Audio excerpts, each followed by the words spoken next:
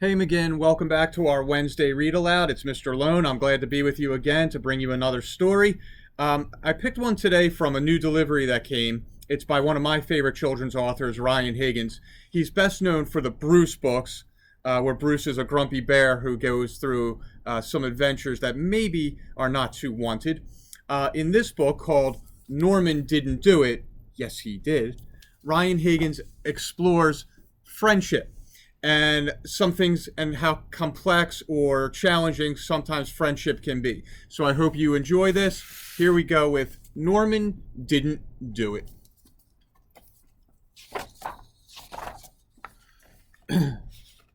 Norman was a porcupine.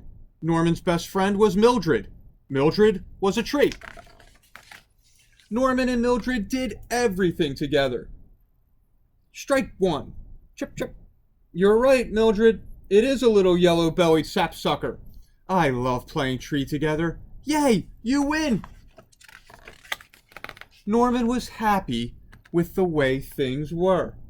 Okay, one more chapter. Then it's lights out, Mildred. Norman and Mildred, Mildred and Norman. Just the two of them.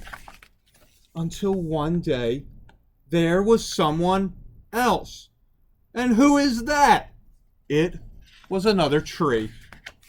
Suddenly, it was no longer just Norman and Mildred. Now it was Norman and Mildred and the other tree. This did not sit well with Norman. Norman began to worry. What if the other tree wanted to be friends with Mildred? What if Mildred liked the other tree? What if Mildred liked the other tree more than she liked Norman? Norman kept a careful eye on the other tree. He watched as Mildred and the other tree grew closer and closer and closer. Life wasn't the same. You're playing tree without me. Fine, you win. Then it happened. The worst thing possible. Mildred and the other tree grew too close together. It was the last straw. This is the last straw. Even though in this case, there were no straws, just branches. Norman could not lose his best friend, not to the other tree.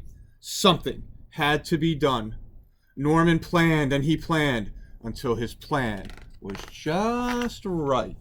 Then, under the cover of night, Norman dug up the other tree and took it far away. Very far away. Very, very far away. To a place where the other tree would never come between Norman and Mildred ever again. And just like that, the other tree was gone. Norman and Mildred were back together, just the two of them. But it wasn't the same. Other tree? What other tree? Oh, that other tree. I don't know what happened to the other tree. I didn't do anything. Maybe it went on vacation. Maybe it moved. How should I know? There, Mildred. You still have me. Soon Norman started to think about Mildred without her new friend. Norman started to think about the other tree, all alone out there.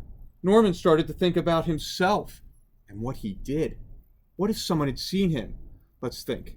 There was a moon, there were the stars, there was grass and trees. Oh no, the trees. What if they saw me? What if one tree tells another tree, who tells another tree, who tells another tree, who tells Mildred? What am I going to do? What have I done? What if digging up your friend's friend in the middle of the night and taking that friend very, very far away was not the right thing to do? What if it was the wrong thing to do? Stop staring at me, Mildred! Norman had hit rock bottom. Something had to be done. Norman planned and he planned. Again. And then he went back to where he had left the other tree to try and undo what he had done. Yes, you're right. I went a little overboard, but in my defense, you were touching branches. Norman knew life was going to be different, and that was okay. Look who's back, Mildred. He might even like it. Norman and Mildred and the other tree. Just the three of them.